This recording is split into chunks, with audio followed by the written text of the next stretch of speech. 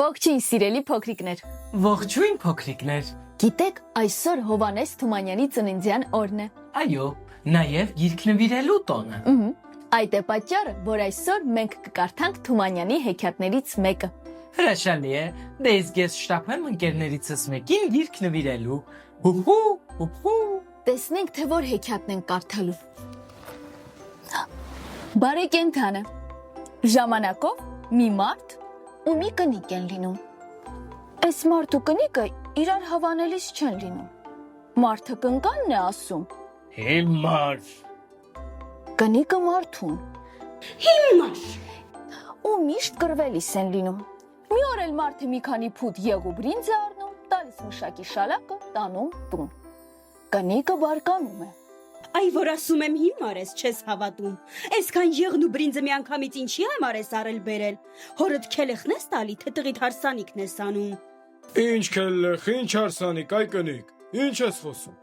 Տարպահի, բարեկենդանի համար է։ Կնիկը հանգստանում է, տանում է պահում։ Անց է կենում մի առ ժամանակ, այս կնիկը սպասում է, բարեկենդանը չի գալիս։ Մի օր շենքում նստած է լինում, տեսնում է մի մարդ վրազ փողոցով անց է կենում։ Ձեռը դնում է ճակատին ու ձեն տալի։ Ախպեր, հլա մի կանգնի։ Տղեն կանգնում է։ Ախպեր,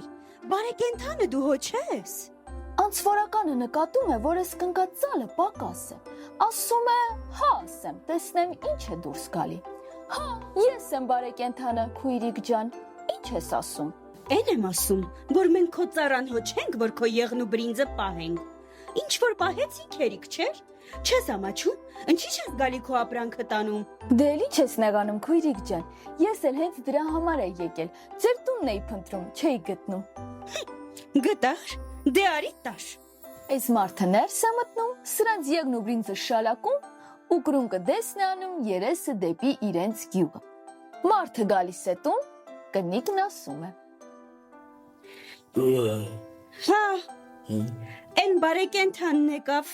իր բաներն իրեն սևցրի տարավ։ Ինչ բարեկենդան, ինչ բաներ։ Վա, են եղն ու բրինձը, մին էլ տեսնե, վերևից գալիս է։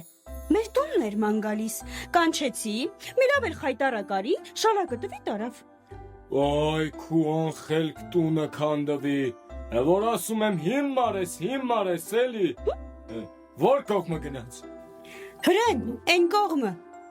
Այս մարդը ձի է նստում, ընկնում բարեկենդանի հետևից։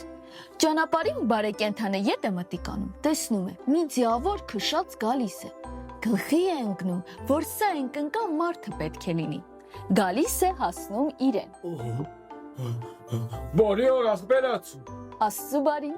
Հո այս ճամփովը մարդ չի անցկացավ։ անցկացավ։ Հա, ինչ ուներ շալակին։ Եղ ու բրինձ։ Հա, հենց էդ եմ ասում։ Ինչքան ժամանակ կլինի։ Բավականին ժամանակ կլինի։